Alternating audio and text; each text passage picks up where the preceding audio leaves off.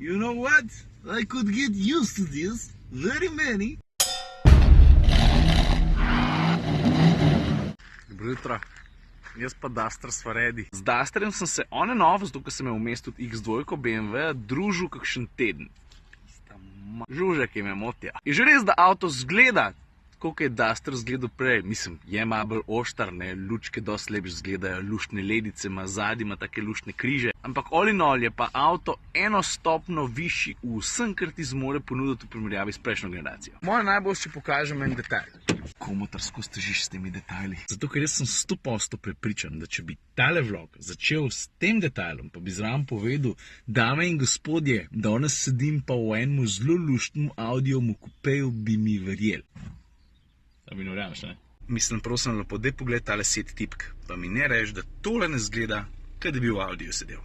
Pa tukaj ne gre samo za obliko, tudi občutek, kad ti tile gumbe primaš v roko, pa jih malo vrtiš, šlataš tipke, stari, feeling je ta prav. Pa da se razumemo, jaz s to primerjavo Dusterja še vedno po feelingu, po ambientu ne postavljam ob bok audiju, razlika vseeno obstaja. So pa ta stikala in zelo mejhen, ampak dober pokazatelj, koliko se je Dacia potrudila pri tem, kakšen občutek ti imaš, ko se s tem avtom voziš, ko ga uporabljaš.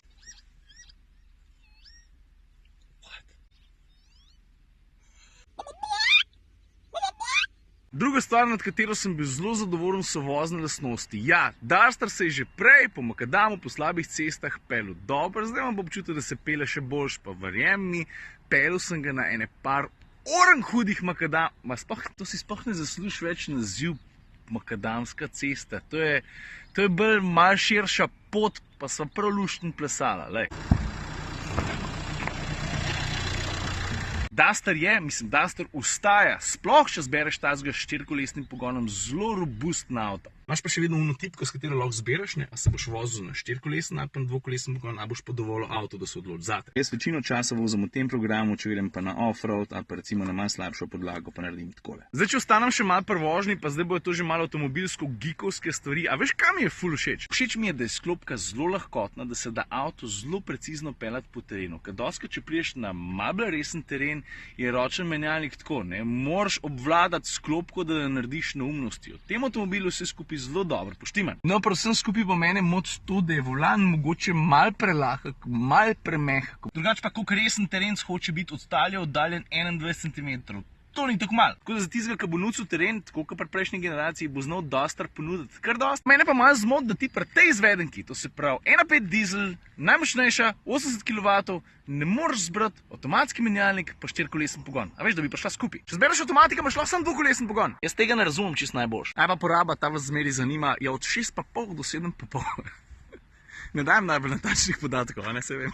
Sam je res odvisen, ne, ker sem tam po unom makadamu plesala, z Dacia je bilo 7,5, v bistvu je bilo še malo več kot 7,5. Ampak ker sem se pa z mojima puncama vozil malo naokrog umirjena vožnja, ne, sem šel pa zlahka tudi pod 6,5. Če pa pod Dusterjem potegnem črto, pa velja zelo podoben k za unga Logana kakšen dober teden nazaj. To se pravi price, performance, thumbs up. Pa še eno stvar je treba poudariti, jaz tega nisem pričakoval, ne, ampak Duster je bil kar eye-catcher, ker sem se pelil po Ljubljani pa po Mariboru. Mislim, folk ga porajta, pa imaš pol zdaj, ki je že malo toplo odprte šipe, pa slišiš pol komentarje, ne, lega, Duster. Pa še ena opcija, ki ni pravzaprav nič novega, delaš tega, da bi bila revolucionarna, ampak meni je pa glih ta vikend, ko sem se vozil po tisti cesti, zelo prav prišla. Lahko zbiraš, katero kamero boš po recimo počasni ali pa terenski vožnji izbral. Veš, tak zelo preprost izbirnik imaš, dole sem recimo pred lužo, pa bom pogledal, kako točno zgleda na desni strani avtomobila, lahko bi bil tudi pred veliko skalo, pa ti je lažji avto natančneje plasirati ob oziroma mimo skale, vidiš? Evo, Duster je vrnil, zdaj pa čakam unga, ki zmeri zamuja. A, evo ga, tukaj je. Viš pa prije, Gregorčič pa kar naenkrat Insignija gostujo komutar minuti, ja? Ja, ti nekaj povem. Ta avto je kaj na Robin Hood, veš. Res. Zakaj? Je tak plemič, ne, ki ni plemič. Aha. Ma vse sisteme za varno vožnjo, ki delajo super, pa še vedno tako ljudsko ceno, veš. Aha. Pa še namenjava avta iz Insignije na A8. A on bi me zadnji dal. Hej, glej pa kar fleten. Daj zalafi to, da vidim, ko zgleda. Aha. Jure, tole je long, a? Ja. You know what?